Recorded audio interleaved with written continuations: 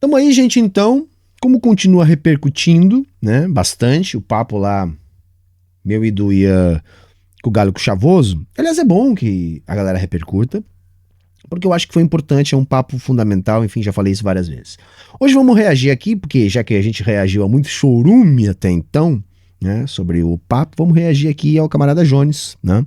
O camarada Jones também gravou sobre o assunto, inspirado no nosso papo, né? Imagino, não vi o vídeo, mas imagino que sim, porque ele colocou ali a minha imagem, a imagem do Ian na thumbnail, então ele deve estar aproveitando também aquela discussão, que é uma discussão importante.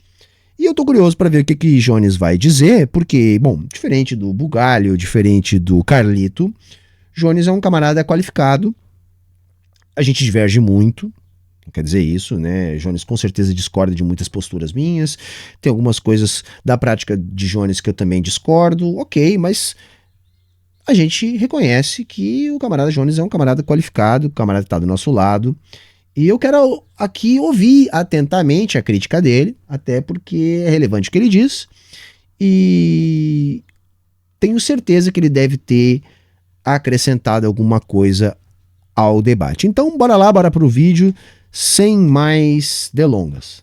Nossa, eu acabei de assistir a entrevista lá no podcast As Ideias, né, que o Galo e o Thiago Torres, vulgo Chavoso da USP, entrevistaram Humberto Matos e o Ian Neves. E aí, essa entrevista, ela rodou muito na internet esse final de semana por causa de um corte específico do Galo debatendo a questão de estética, junto com, principalmente ali, Humberto, e depois viralizou porque a direita pegou um trecho do Ian falando de tomada armada do Estado e foi pra cima, com discursos ridicularizando, discussão comunistas e tal, inclusive o Henri Bugalho, né, que não pode ver uma brecha de anticomunismo colocado pela extrema-direita, foi lá falar merda também. Mas aí eu fui assistir o podcast inteiro. No começo, eu pensei em gravar um react de algum trecho, só que eu acho que não casa o react. Por que não casa? E aqui, veja, gente, não é necessariamente uma crítica à dinâmica do podcast, mas, sendo muito sincero, o que eu não gostei do podcast, e por isso que eu não achei nenhum trecho que eu me sentisse à vontade, que eu achasse legal fazer um react. Meu irmão, não deu pra desenvolver o raciocínio, tá ligado? A dinâmica estabelecida ali foi uma dinâmica muito de confronto, né, de troca mais direta. Isso, a primeira metade ou mais foi isso mesmo, e acho que Jones tem razão. É isso. Não que não tenha sido necessário. Foi o estilo do Galo, e aquilo ali me pegou de uma maneira. Houve um estranhamento, que é o momento que eu tenho chamado aqui de momento de exposição das contradições. Esse momento foi chato para quem estava assistindo. Repito, talvez tenha sido necessário. Talvez tenha sido necessário, e eu acho que para a dinâmica do todo foi bom. Mas eu aí concordo com o Jones. É difícil achar um trecho, eu também não consegui achar nenhum trecho. A minha ideia era colocar um trecho do podcast As Ideias no meu canal. Pegar ali meia hora, uma hora. Mas é uma parada que ficou ruim de fazer isso. Por quê? Porque a qualidade do assunto está justamente na sua totalidade. Demorou muito naquilo ali, porque, enfim, foi a maneira que aconteceu, foi a dinâmica que se estabeleceu, e aquilo ficou meio pesado mesmo, e depois a coisa se desenrola. Mas tirando aquele trechinho bem do final ali, que é o que eu consegui aproveitar um pouco e que já tem corte rolando, que é quando o Ian fala um pouco mais, eu falo, mas o Ian fala um pouco mais da questão palestina, ali deu para fazer um corte. Mas antes disso, não. É necessário compreender um todo. E aí, então, eu vou dar razão para Jones, é isso aí mesmo. Em algum momento até debate de chapa ou alguma coisa nesse sentido, e aí acabou que os temas, os assuntos eram abordados de maneira muito rápida, um tema levava o outro e se entrava em outro tema e não se abordava nada com profundidade e por aí vai. Então, por exemplo, só na primeira uma hora do podcast se falou muito da questão de partido político, de partido de revolução, de teoria leninista do partido, e podem reparar, quem assistiu durante a primeira uma hora, esse foi um dos temas que mais voltou, e ninguém conseguiu desenvolver ali muito bem. Percebe? Então ficou, por exemplo, quem assiste o podcast, simplesmente vai ver em vários momentos que aparece o assunto do partido político, mas simplesmente não deu para explicar por que é o partido que vai ser o órgão dirigente da revolução e não o movimento social, e não a federação de sindicato, e não a federação de movimentos sociais. Não, Jones tem razão.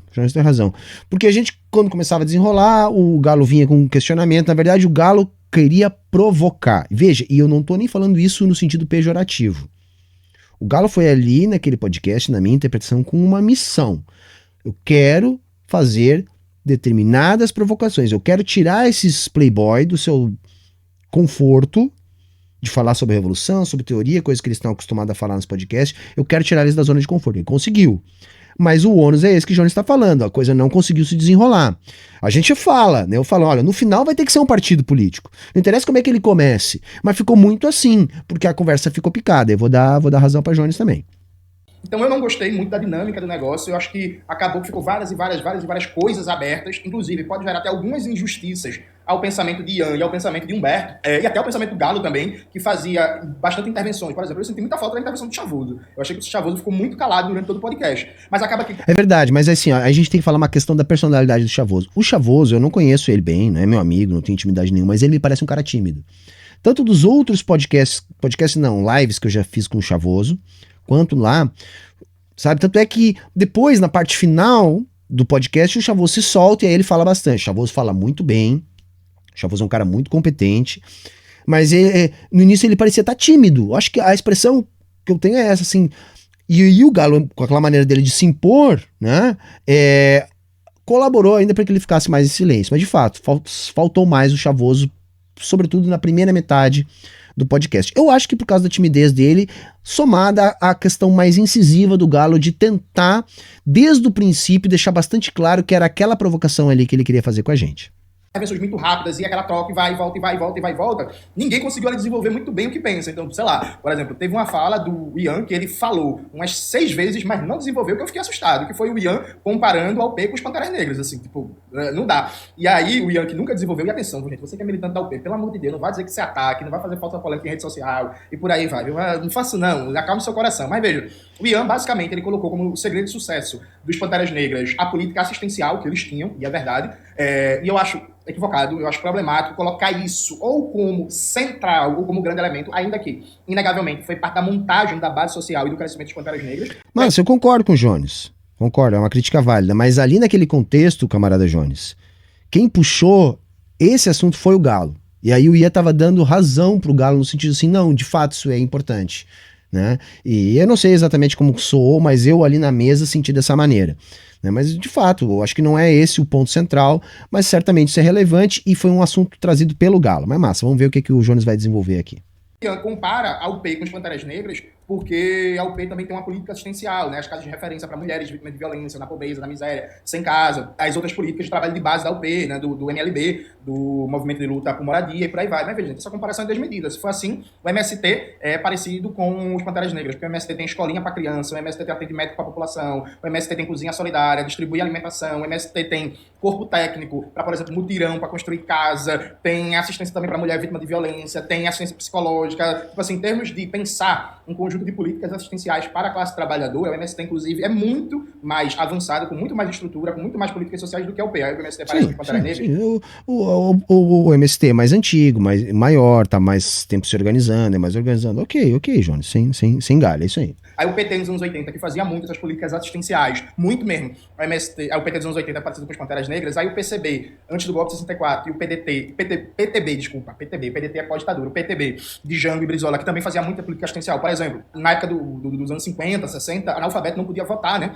Então era extremamente comum, por exemplo, que tanto o PCB... É isso, assim, o chat já tá matando a charada. Quem falou disso foi o Galo e tal, mas ok, de repente o Jones não reparou bem ou quis dar ênfase por outra coisa, massa, é do jogo, segue o baile. Como o PTB desenvolvessem políticas de escolas populares para alfabetizar a classe trabalhadora, aí dava alimentação, aí trazia um dentista, aí trazia um médico, aí ajudava, aí tinha doação de roupa, aí tinha não sei o que, tipo, fizeram isso em massa. Aí, tipo, o PCB das antigas e o PTB era próximo dos Panteras Negras. Enfim, eu até suspeito que o Ian deve ter uma compreensão muito mais profunda do que isso. Só que, inclusive, gente, quem quiser ler um pouco sobre os Panteras Negras e tal, o livro Raça, Classe e Revolução, a luta pelo poder popular nos Estados Unidos, bota aí na tela, Maxwell, por favor. Não é autopropaganda, que esse livro, até onde me consta, é o mais completo em português sobre... Não é, mas já sendo, né, Jones? Mas tudo bem, meu velho, é do jogo, você que escreveu ali, né, a introdução do livro, prefácio, se não me engano, e enfim. Massa, é um bom livro, é massa. Divulga o teu trabalho aí, meu irmão, não tem problema nenhum nisso. Os Panteras Negras com textos, né, dos militantes, dos dirigentes dos Panteras Negras. E aí vocês vão ver que... E só um adendo, assim, não muito a ver com o que o Jones está falando agora, me chamou a atenção algumas coisas que eu não sabia do Galo. Primeiro, que o Galo é muçulmano já desde criança. Segundo, que o Galo se introduziu no comunismo a partir da leitura de textos dos Panteras.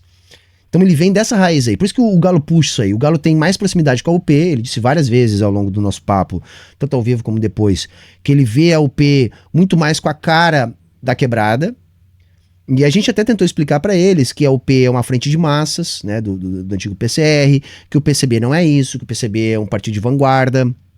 Então talvez seja por isso também, por isso que ele se identifica mais com a UP. Então assim, o Galo que tem mais essa questão tanto relacionado com a UP, que ele diz ver com melhores olhos por ser uma frente de massas, e a história do Galo, né, no comunismo me pareceu ser totalmente influenciada pela figura do Malcolm X e demais panteras negras ali.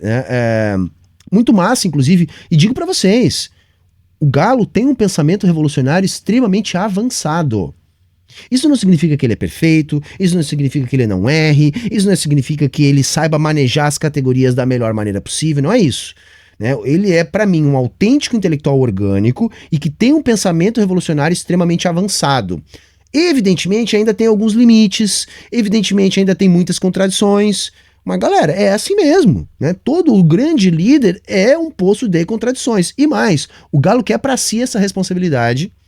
A gente conversou sobre personalismo e tal, ele sabe dos problemas do personalismo, mas ele também entende o seguinte, alguém tem que pegar a bola e dizer, tá, deixa que eu chuto. Tá, alguém vai ter que dar a cara pra bater, alguém vai ter que ser o primeiro que tá puxando a corda. Dá pra mim que sou eu. Me passou isso no Galo, sabe? E vejam, jamais ele me passou qualquer ideia de estar pensando em se candidatar a alguma coisa. Ao contrário, ele repudiou sempre essa alternativa. A alternativa dele não me parece ser uma alternativa dentro da lógica liberal burguesa. Então, digo, o Galo é um intelectual orgânico que tem um pensamento revolucionário bastante avançado e a inspiração dele são os Panteras Negras, tá? Muito massa isso, eu queria fazer esse adendo aqui. Os dirigentes dos Panteras Negras não concordariam com essa frase que foi a política de assistência social para a classe trabalhadora negra que garantiu o sucesso, entre aspas, dos Panteras. Então tem vários problemas ali. E aí, entrou-se no debate da estética, né? O Galo passou o podcast inteiro tentando trazer esse debate, e sinceramente, gente, sinceramente, teve momentos que a coisa tomou um tom um pouco não saudável de ver, porque teve momentos ali que pareceu que o Humberto e o Ian queriam passar atestado de pobreza, né? Queriam provar que são revolucionários por uma convivência com a pobreza, ou com história com a pobreza. E não tô dizendo que eles não tenham, tô dizendo que não foi isso, pode ter passado isso. Eu me doí porque ele me chamou de playboy e, tipo, eu não sou. Ou se hoje sou, porque hoje tem uma condição social um pouco melhor e tudo bem, poderia ser assim, mas talvez, sim, me incomodou, fiquei visivelmente incomodado. Mas não que eu ache, tá? E aí é até bom o Jonas ter tocado nesse assunto, porque eu acho que eu ainda não reagi a esse argumento. Não é necessário ser um cara da quebrada, tá? Para ser um revolucionário, para ter um pensamento revolucionário, para ajudar a construir um processo revolucionário. Não precisa disso. Não tem nada a ver. Uma coisa é uma coisa. Até porque ali naquela mesa todo mundo é da mesma classe social, tá? E sim, essa parte do debate não é a parte que eu tenho orgulho, mas aconteceu da maneira que aconteceu, né, galera? E só me incomodou porque, tipo, o que eu quis dizer pro Galo, não, você não me conhece, mano. Você não sabe a minha caminhada. Entendeu? Pra dizer isso, né? Mas ok. Ok, eu acho que o argumento do Jones não tá errado.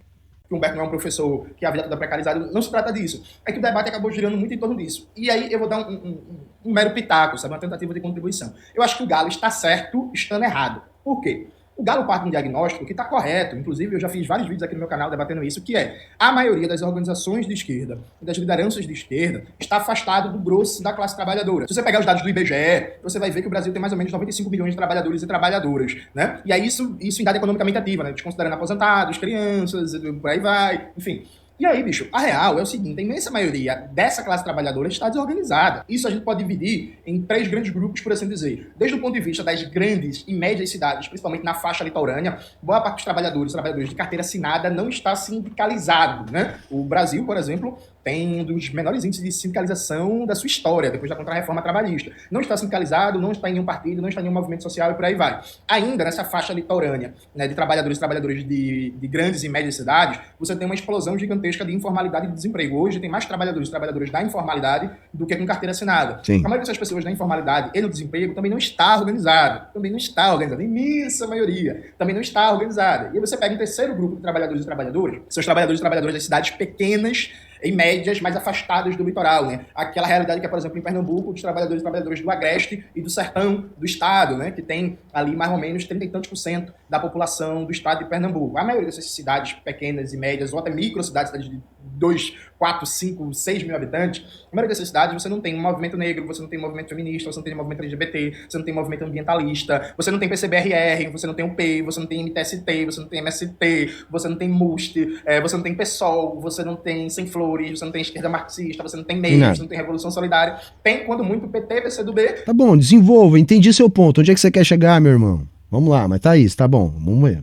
E aí, por exemplo, em Pernambuco tem muito PSB, né? Porque o PSB domina o estado, mas não tem prática nenhuma de esquerda. Tem também um pouco de PDT, principalmente no Agreste de Pernambuco, mas também sem prática nenhuma de esquerda. E é mais ou menos isso. Então, veja, o Galo tá certo na perspectiva de dizer que a esquerda brasileira, hoje, no máximo, ela consegue organizar franjas muito pequenas da classe média, da classe trabalhadora de melhor salário e de maior nível de instrução, e uma parte pequena da classe trabalhadora mais precarizada, que a maioria da classe trabalhadora não está organizada pela esquerda revolucionária, marxista em particular, e pela esquerda de maneira geral. Consequentemente, na formação de lideranças, de figuras públicas, na formação de intelectuais, de dirigentes, você não vê essas figuras públicas, lideranças, intelectuais e dirigentes com a cara, com o jeito, com a estética da maioria da classe trabalhadora nas suas diversas realidades. Não vê porque a maioria dessa classe não está organizada por essa esquerda. Então, sim, é uma esquerda muito branca, é uma esquerda muito pequeno-burguesa, é uma esquerda muito metropolitana, que, por exemplo, eu mal vi esse debate aparecer no podcast. Se a gente for entrar nessa seara de pegar os limites,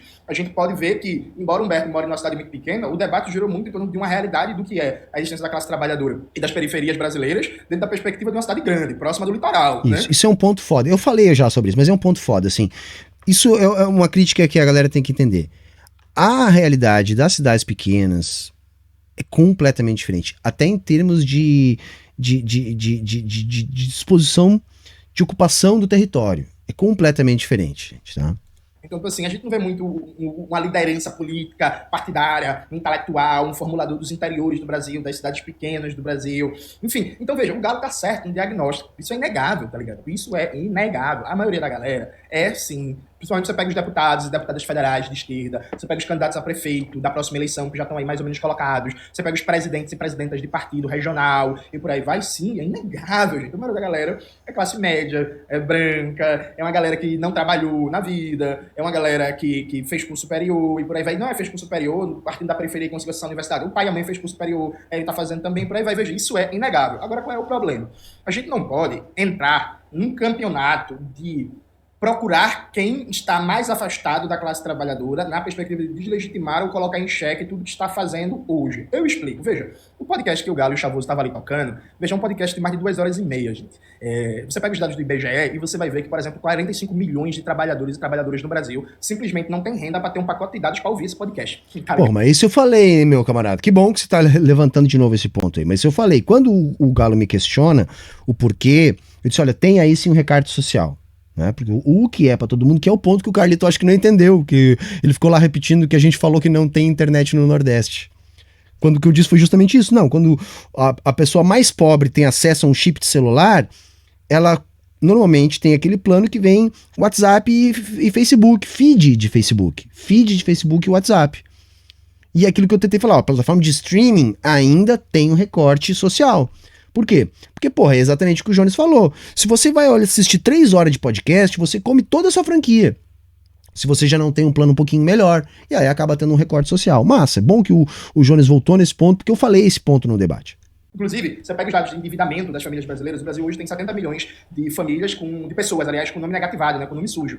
Dessa conta, 60% é gente que não conseguiu pagar a conta de água, a conta de luz, a conta de internet, e por aí vai, ficou com o nome sujo. E aí, galera, tipo assim, se a gente for entrar nessa lógica, eu poderia, por exemplo, entrar num debate com o Galo e passar 2 horas dizendo assim, Galo, teu podcast não chega no Brasil mais profundo, mais miserável, porque vocês têm um podcast aqui de 2 horas e meia que a galera nem tem pacote de dados pra assistir. E é isso, tá ligado? Ou então, que é uma constância hoje, por exemplo, a galera tem que escolher entre comprar o gás e consumir energia elétrica. Então ela prefere comprar o gás e passa o dia todinho com as luzes desligadas, às vezes com a geladeira desligada, para economizar energia, também tem pouca comida, normalmente não tem carne, que é elemento mais perecível, e arroz, feijão, macarrão, fubá, pode ficar fora da geladeira e simplesmente não tem condições. Porque assim, gente, vamos lá. O Brasil tem hoje, enquanto eu tô gravando esse vídeo, o Brasil tem 30 milhões de pessoas passando fome. Vocês acham que esses 30 milhões de pessoas passando fome vão ter tempo, condição psicológica, ambiente de formação cultural, pacote de dados de internet disponível para ouvir um podcast de mais de 2 horas e meia? Não vão. Então pode chegar pro Galo e dizer assim, ó, Galo, porra, bicho, não vai, tá ligado? Ou então eu chegar para o Galo e dizer assim, Galo, beleza, muito massa, mas, por exemplo, a maioria dos motoboys não se reconhece em tu como liderança. Eu vejo que é verdade.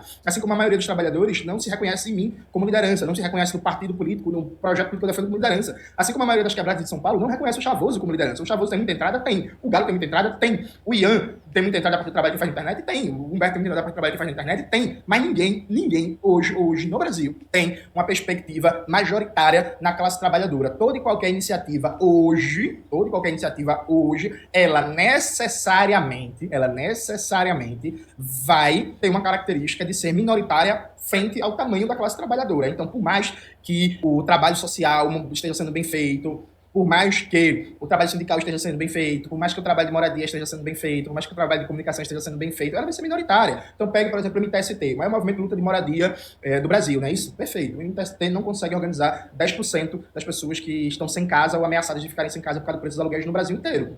É o maior, porra. Pega o MST, o maior movimento de luta pela terra da América Latina, da América do Sul. O MST também não organiza a maioria dos poceiros, das pessoas em conflito pela terra, dos sem terra, dos agricultores rurais que querem terra e por aí vai. Então, veja, eu preciso ter cuidado para não entrar numa lógica que quem é mais fudido, quem é mais elitista, quem está mais inserido na bolha de classe média, por aí vai. Eu acho que a gente tem sim que se questionar. Então, por exemplo, eu achei muito bom o questionamento, eu não lembro se foi o Galo, se foi o Chavoso, que questionaram a predominância, por exemplo, sudestina na soberana. Eu achei um questionamento maravilhoso, extremamente válido, porque é algo, inclusive, que dá para resolver de imediato. Muita gente me pergunta assim, Jones, por que tu não aparece nesses podcasts, esses mesacasts grandes, dentro das coisas? Porque os caras não pagam sua passagem, então você tem que pagar a passagem do seu bolso, tá ligado? Esse é um fator. E a segunda coisa é que, por mais que tenha visibilidade, por mais que tenha alcance e tal, você não tá no eixo Rio-São Paulo e você não tá ligado a um aparelho político do eixo Rio-São Paulo. É isso aí, galera. Eu consegui rodar os podcasts sempre que eu paguei a passagem, estava lá. Agora, por exemplo, eu fiz isso propositalmente. Olha, eu preciso fazer o canal dar uma bombada. Eu marquei 4 podcasts em 5 dias, paguei do meu bolso, todas as minhas despesas, a única coisa que eles pagam é o Uber. Tá? E veja, isso não é nenhuma crítica à galera dos podcasts. Tá? Não é nenhuma, é isso aí. Se você quer, você vai lá. Mas é uma dinâmica que é meio xarope. A gente, às vezes, depende disso para dar uma engajada melhor no conteúdo. Sim, depende. Mas é uma dinâmica vil, para dizer o mínimo, né? Tem um interesse menor, tá ligado? É isso, eu girei muito nos últimos tempos meu conteúdo para debater cada vez mais Pernambuco, para debater cada vez mais meu estado. Então isso perde o interesse da galera. A galera não quer saber muito o que está acontecendo de violência policial em Pernambuco, quer saber da milícia do Rio de Janeiro. Então se eu falo muito mais da violência policial em Pernambuco, se eu critico muito mais os problemas da repressão, do encarceramento máximo em Pernambuco, isso necessariamente vai me render menos convites, sabe? Teve outros momentos também que houve um questionamento muito bom. Isso é um bom ponto que o João está trazendo, que ajuda a explicar aquilo que eu estava dizendo há pouco tempo ainda, que a internet é muito centrada em São Paulo, gente. E quando ela é centrada em São Paulo, eu acho que essa é até uma explicação melhor que a que eu dei, que é justamente isso. Como aquilo é tão centrado e parece que não interessa o que não é dali. Você não consegue criar um conteúdo regionalizado, né? Porque você é escravo do algoritmo e aí você acaba comentando aquilo que engaja. E o que engaja é aquilo que é centrado em São Paulo, né? Acho que aí o Jones mandou bem nessa parte aí. Aliás, até então me parece uma crítica muito honesta. Tanto é que o Jones já falou quase 20 minutos e eu pouco pude intervir aqui. Né? Acho que o Jones vem acertando aqui na crítica dele. Alô, Carlito! Pô, assiste o vídeo do Jones aí, velho. Tá? Você quer fazer uma crítica? Tá aí, ó. Dá pra criticar de boa, dá pra farmar em cima, né? Dá pra botar nome, botar a imagem, jogar o jogo do algoritmo. Mas dá pra fazer isso de maneira melhor, meu velho. Humberto e o Ian, eu falo da Soberana porque o Humberto e o Ian são da Soberana e estavam lá dando entrevista, né? Mas tem um questionamento muito bom que é sobre a presença de pessoas da classe trabalhadora, precarizada, de como é que eles não aparecem, quem é a cara da Soberana. Veja, todos esses questionamentos são válidos, só que a gente precisa entender, e esse ponto aqui que é central, veja, a gente precisa entender nossas limitações, entender o quanto ainda a gente está longe de ter uma hegemonia proletária na sociedade brasileira, mas sem uma lógica cristã de se martirizar, sem uma lógica cristã de dizer assim, estamos fazendo tudo errado, sem uma lógica cristã de questionar o quão não popular a gente é e a partir disso não gerar uma mobilização para mudar, mas gerar muito mais você é playboy, você é playboy, você é playboy, você é playboy, você é playboy, você é playboy. Porque em última instância, hoje no Brasil, toda iniciativa de esquerda, /socialista, /anarquista, /marxista, não é majoritariamente popular, entendido como lastreado na maioria da classe trabalhadora, percebe? Isso por um lado. E aí vem o segundo lado. Eu achei muito bom a provocação do Galo sobre a estética, sabe? Teve uma hora que o Galo falou um negócio que eu achei do caralho. Tipo assim, o Galo falou, porra, eu acho o MST foda, gosto do MST, tal, mas eu não gosto da figura do Stedley, porque o Stedley parece um patrão meu. Veja, é uma provocação muito boa. Uma provocação que eu acho legal. Agora, eu acho, inclusive, já debati isso várias vezes, que a gente precisa, sim, proletarizar e enegrecer a esquerda brasileira. A esquerda brasileira é pouco negra. A esquerda brasileira é pouco periférica, tá ligado? É muito doido como o que se considera como música de esquerda, como referência cultural de esquerda, é uma MPB que simplesmente a maioria da classe trabalhadora nem sabe que existe. Por exemplo, sabe? Por exemplo. Eu acho a provocação do Galo muito boa. Só que qual é a minha questão?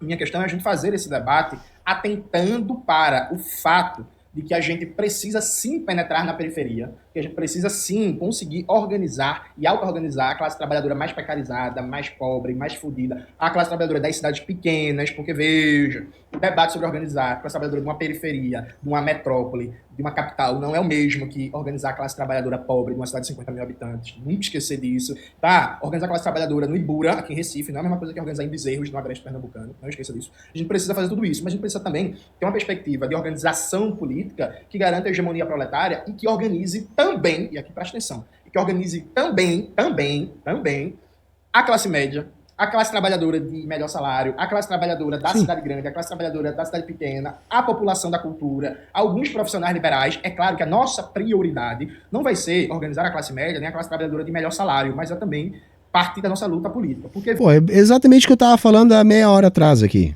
não é isso? É exatamente isso. Claro que a gente precisa da classe trabalhadora mais precarizada, mas nós também precisamos da classe trabalhadora pequena burguesa, porque afinal de contas a nossa luta é de classe. É exatamente o que eu estava dizendo há pouco tempo atrás. Veja, repare bem, eu, por exemplo, quando eu entrei na universidade, eu sofri toda uma pressão para me adequar àquela dimensão cultural ali colocada, né? Então, assim, para eu começar a ouvir MPB e deixar de gostar de pagode, deixar de gostar de swingueira, para eu só assistir filme chique, filme culto e por aí vai, e desde cedo, com muita tranquilidade, eu recusei aquela pressão cultural, eu não senti necessidade de me adaptar a um estereótipo de um intelectual oriundo de classe média para fazer o que eu faço, eu tive uma decisão consciente. Então, por exemplo, eu me visto como eu me vestiria antes de entrar na universidade. E a grande diferença é que hoje eu tenho um pouquinho mais de dinheiro, então eu consigo ter uma capacidade de compra, de consumo mais diversa, né? Então, provavelmente, na época, antes de entrar na universidade, eu não teria essa camisa. Por quê? Essa camisa, se não me falha a memória, foi 40, 45 reais, e quando eu tinha 19 anos, eu não tinha 45 reais para dar uma camisa, sabe? Então, essa é a grande diferença. E aí, o que eu quero dizer com isso? Eu continuo sendo a mesma pessoa. Eu consigo estar numa obra, eu consigo estar num terreiro, eu consigo estar numa escola pública, eu consigo dialogar com todos esses ambientes, porque é um ambiente onde eu nasci, onde eu cresci, e eu moro num bairro proletário de Recife. Eu evito falar o nome do bairro por questão de segurança, mas eu moro num bairro proletário aqui de Recife, em que a galera que mora na minha rua é a galera que quer telemarketing, que quer caixa. É isso também, aí de novo concordando com o camarada Jones, é isso. Hoje, né, eu falei há pouco tempo, o Humberto de 16 anos provavelmente chamasse o Humberto de 40 anos de playboy. Mas na verdade, o que mudou? Mudou só um pouquinho mais o acesso a consumo, porque eu consegui melhorar um pouquinho de vida, mas eu tenho a conscientização, né, ou melhor dizendo, eu tenho a consciência de que eu continuo na mesma classe social. Não é isso? E é mais ou menos sobre isso que o Jones está falando nesse momento do vídeo. Único, que é Uber, que é desempregado, que é empregado doméstico e por aí vai. Mas eu também consigo transitar e transito em espaços de classe trabalhadora de melhor salário, em espaços organizados, em espaço sindical, em espaços da cultura, em espaços de classe média. O que é que eu quero dizer com isso? Veja, a prioridade de uma estratégia comunista da revolução é você organizar a classe trabalhadora. A classe trabalhadora, assim como a burguesia, também é dividida em frações, né? Em grupos sociais específicos. Então, veja, o sujeito que ganha 4 salários mínimos trabalhando, por exemplo, numa fábrica, que faz com que ele tenha um carrinho, que ele tenha uma casinha melhorzinha, que ele tenha um plano de saúde vagabundo, que ele se mate da supercorporação e coloca o filho na escola privada vagabunda, que tem uma roupinha melhorzinha, ele é classe trabalhadora. A pessoa que está na informalidade vendendo pipoca e vivendo com só 700 contos por mês, também é classe trabalhadora. Entre os dois vai ter uma diferença gigantesca. Vai ter uma diferença de universo cultural, vai ter uma diferença de lazer, vai ter uma diferença de ciclo social, vai ter uma diferença de percepção de mundo, vai ter uma diferença de predisposição para se organizar, vai ter uma diferença do que vai tocar. Eu preciso criar uma estratégia que dialogue com, usando só esse exemplo, a gente poderia dar outros vários, com essas duas frações da classe trabalhadora. Porque ambos são trabalhadores, percebe? Alguém pode dizer assim, mas Jones, a esquerda brasileira hoje só consegue dialogar com esse trabalhador aqui, esse que ganha 4 salários mínimos, que tem um emprego estável, carteira assinada e por aí vai. Veja, é verdade, mas também não é majoritário, mas tendencialmente vai dialogar mais com esse. Mas eu preciso pensar num discurso político, eu preciso pensar num programa político, eu preciso pensar em palavras de ordem, eu preciso pensar numa dimensão estética que consiga abarcar a classe trabalhadora. E veja, uma classe trabalhadora que ela é diversa em suas frações, ela é diversa no seu nível de renda, ela é diversa de acordo com o ambiente geográfico. Então, por exemplo, para o Galo, o Chavoso é alguém que dialoga com ele de acordo com a estética. É verdade, na periferia de São Paulo. Para um trabalhador pobre do interior de São Paulo, já não é verdade. Para um trabalhador, uma trabalhadora de Belém do Pará, já não é verdade, certo? Para um trabalhador, para uma trabalhadora do interior do Rio de Janeiro, também não é verdade, percebe? E, tipo, é isso. Humberto, por exemplo, ele pode sim, muito tranquilamente, ser alguém que esteticamente, pelo que ele é, pelo que ele aparenta, por como ele se veste, dialogar muito bem com a classe trabalhadora do Rio Grande do Sul, porque Humberto é branco. Só que para os padrões do Rio Grande do Sul, Humberto é pouco branco. Em vários ambientes, inclusive, é bem provável que ele sofra algum tipo de racismo. Ah, obrigado, meu irmão, dizer isso aí, obrigado. Que tinha que vir de alguém isso aí. É exatamente isso. Eu nunca fui racializado como negro, tá? Mas em muitos lugares do Rio Grande do Sul, eu sou muito mais preto que o normal. Tá? Eu sempre brinco, eu tinha uma namorada de origem alemã, né? que quando a avó dela me viu, disse assim, que é esse, que a fulana lá arrumou um namorado que é um preto, entendeu? Na região ali de Novo Hamburgo e tal, colonização alemã. E o Rio Grande do Sul é muito diverso também. Tipo, tem muito lugar que tem bastante mais negros do que outros. Né? É isso. Isso acontece pra caralho. Né? É muito diversificado, é muito. Embora, insisto, eu nunca fui racializado como negro, não tô dizendo isso. Agora, que tem essa questão relativa que o Jones está evocando aqui, isso é real. Isso é real, tá? Eu acho que é importante a gente também salientar isso. Pode ser para alguns ambientes que a estética de Humberto dialogue sim. Ou seja, o que eu estou dando essa volta todinha para dizer? Que a gente tem que, na hora de pensar o desafio de organizar a classe trabalhadora, conseguir criar um aparelho político que realmente seja portador de um projeto de hegemonia proletária, que consiga organizar a classe trabalhadora dentro da sua diversidade racial, geográfica, religiosa, de ocupação na divisão social do trabalho, de estratos de renda, de formação, de universo cultural, e isso não é fácil.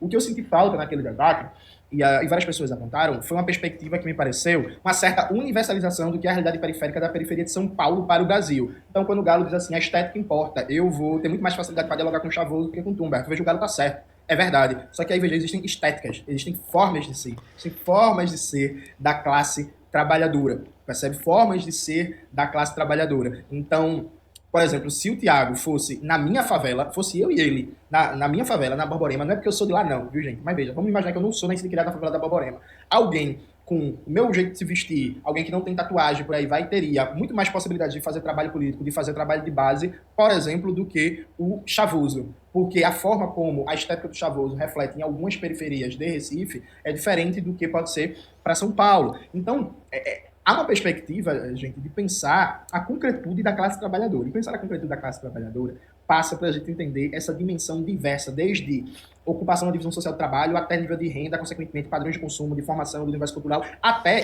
talvez... Importante o vídeo do Jones. Eu tô gostando bastante, já tá bem no final aqui, vocês estão vendo que eu tô ouvindo mais do que falando, mas é interessante porque até então a gente tá repercutindo muito, né, a crítica que o Galo fez, né, e era necessário repercutir, e o Jones, aqui com muita habilidade, ele tá conseguindo mostrar uma outra situação, um outro olhar sobre o mesmo papo, que é uma crítica também à visão do Galo e a forma como o Galo colocou pra gente, né? E também é importante isso, por isso que eu também falei, né, e a dinâmica ele talvez não tenha permitido isso ficar mais evidente, mas quem assistir todo o debate vai ver que eu tentei insistir em alguns momentos dizendo, Galo, massa, cara, eu concordo contigo, mas nós não podemos idealizar. Sabe aqueles momentos que eu tô dizendo isso? Olha, não podemos idealizar, a coisa é como é, nós até podemos tentar mudar. Eu tava tentando dizer pro Galo isso. Olha, a nossa cara é branca, né? A gente tá muito estratificado nessa franja da classe trabalhadora, da pequena burguesia, mas é porque é assim, que é o que o Jones explicou. Então, veja, o Jones conseguiu pontuar aquilo que eu acho que também era necessário que o Galo e o Chavoso aprendessem no nosso papo. Quando eu pergunto pro Galo no final do papo ali, Galo, você também aprendeu, né? Eu aprendi com você aqui, cresci com esse papo, mas acredito que você também aprendeu. E o Galo responde o quê? Eu também aprendi, também cresci. E na verdade era mais ou menos essa letra que eu queria dar pro Galo. Essa letra que agora o Jones aqui, com esse jeito dele de falar, que também é sempre muito didático, ele também tá conseguindo mostrar. Massa, o ponto do Galo é fundamental. A gente está fazendo essa discussão, ele levantou essa discussão fundamental e importante, e isso está engajando na discussão dele, mas também tem esse outro lado aqui, que o Jones, com muita categoria, está conseguindo abordar e colocar para a gente daquilo que é importante também o Galo compreender, naquilo que ele tem enquanto visão de mundo. Né? Não é porque o Galo é um grande intelectual orgânico, avançado, etc., como eu já falei aqui, que ele também não tem limitações, assim como o Jones também tem, eu também tenho, o Ia também tem, Chavoso também tem, todos nós temos, mas nós também temos qualidades, e a gente tem que procurar, e isso é uma coisa que eu tenho tentado pautar entre pelo menos nós do mesmo campo político, vamos fazer as nossas qualidades e as nossas afinidades nos aproximar, né? Nos aproximar mais. Eu acho que a gente tem muita coisa que a gente tem que procurar superar e procurar se unir, porque a gente já toma tanta paulada de quem é de fora. E por isso que me dói pra caralho. Se eu tomar uma chuva de hate da direita, ou dos lulistas, sociais-democratas, nada isso me dói, quanto me dói uma crítica, por mais leve que seja, de alguém do nosso campo. Saca? Se o Jones falar de mim, vai me doer. Sabe por quê? Porque eu tenho ele como irmão de luta. Nós estamos aqui há muito tempo na mesma luta. Entendeu? Então aí vai me doer. Aí vai me doer. Porque, poxa, mano, você me conhece. Saca? A gente se sabe e que eu não quero ser melhor do que ninguém, eu não quero ser o grande intérprete, o melhor, etc, nada. Mas que é genuíno, você me conhece pessoalmente. Então esse é o tipo de crítica que dói. A direita xingando a gente, eu quero mais que se foda, mano. Eu quero mais que se foda, mas pode vir milhares. Entendeu? Eu tô tentando ajudar a construir essa ideia. Que não é um jargão, é paz entre nós. Paz entre nós. Mas nós é eu, Jones, Ian, Chavoso, Galo. Nós não é Carlito e Henri Bugalho. Aí já são eles. Aquilo ali a gente pode colar, se taticamente for importante, interessante, pontualmente. Né? Mas não é nós. Eles não estão, eles não querem isso. Ambos, cada um à sua maneira, nos seus vídeos ali, repercutindo essa treta, que, porra, de treta não tem nada, um debate massa que a gente suscitou, galera. Entendam isso, não tem treta. Não tem treta. Não teve treta comigo com o Galo, não tá tendo treta no vídeo que o Jones está respondendo, não teve treta no vídeo que eu reagi ao trecho lá. Não é treta, é exposição de contradições para que exista a superação dessas contradições, a partir do embate dessas contradições. Isso é um processo foda, um processo bom pra caralho. E é isso que a gente precisa. Entendeu? Por isso que veja a diferença da crítica. Porra, Jones fez toda uma contextualização, criticou aqui a forma que o Ian apresentou a questão das Panteras Negras, criticou ali a nossa forma, a nossa estética, mas uma crítica, tipo, né, uma crítica, massa. Eu posso discordar, posso rebater se eu quiser, se eu entender, etc. Mas é uma crítica. Aquilo que o Carlito fez, aquilo que o Henri Bugalho fez, aquilo é crítica. Na boa, aquilo não é crítica. Aquilo é literalmente tentar engajar numa hype pra dizer. Não é o caso do Jones aqui. O Jones sequer botou no título Ian Neves, ou Soberana, ou Humberto Matos, ou Galo de Luta, ou Chavoso da... Não botou. Botou na thumb. Mas se tivesse botado, não teria problema nenhum, porque é a dinâmica da internet. Não tem problema nenhum o Jones botar o nosso nome, nossa foto. É a dinâmica pra engajar no algoritmo e fazer o troço render. Mas... vejam a qualidade da crítica, o que ele está construindo ali. A gente pode discordar, não é isso? Pode, beleza, é do jogo, é do game. Mas vejam a diferença, né, do conteúdo da crítica. Principalmente a diversidade geográfica da classe trabalhadora, porque, repito, não é a mesma coisa pensar a classe trabalhadora na faixa litorânea, nas cidades grandes e médias, e pensar a classe trabalhadora nos interiores do Brasil, nas cidades pequenas. Assim como não é a mesma coisa pensar a realidade de um bairro, de uma periferia como a Pedreira, em Belém, e a periferia do Capão Redondo. Há semelhanças, há similaridades, mas há também muitas diferenças e especificidades. Ou seja, o que é que se tira disso? Se tira disso é que faltou naquele debate uma formulação melhor sobre hegemonia proletária, para a partir daí a gente fazer um debate sobre estéticas da classe trabalhadora e como a perspectiva de revolução precisa organizar a classe trabalhadora em toda a sua diversidade e sim conquistar setores das classes médias e conquistar setores de categorias. Ou seja, a estética, ela importa sim. Então a gente precisa qualificar o debate sobre que estética a gente está falando, de que ambiente sociológico, de que expressão específica, de que nicho social da classe trabalhadora. Aproveito, inclusive, para indicar um texto do Eribaldo Maia sobre estética comunista brasileira, que foi publicado no Lava a Palavra, que eu acho que é um texto que dialoga muito com esse tema e que Eribaldo coloca uma perspectiva muito importante, muito acertada teoricamente, contribui muito para pensar o tema. É isso, galera. Espero que vocês tenham gostado do vídeo de hoje do canal. Não se esqueça de se inscrever no canal, ativar o sininho, curtir esse vídeo, compartilhar e tudo isso que vocês já sabem. Massa. Beleza, Jones. Beleza. Massa a discussão que você fez. Acho que esse é o tipo de discussão que a gente quer ver.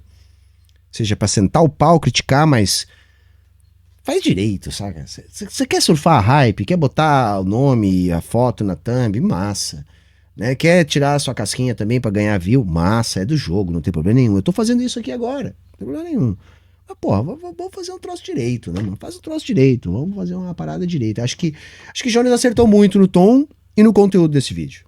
Acho que acertou muito. Acho que é essa a parada, tanto de explicar por que dessa hegemonia branca na esquerda revolucionária da internet brasileira, e não só da internet, como a diversidade estética e semiótica, né? Para usar uma outra expressão aqui, das diferentes quebradas do Brasil. Então acho que foi massa. Né? Atitude correta, camarada. Bacana, tamo junto. É isso. Ficamos por aqui. Tchau, tchau e até a próxima.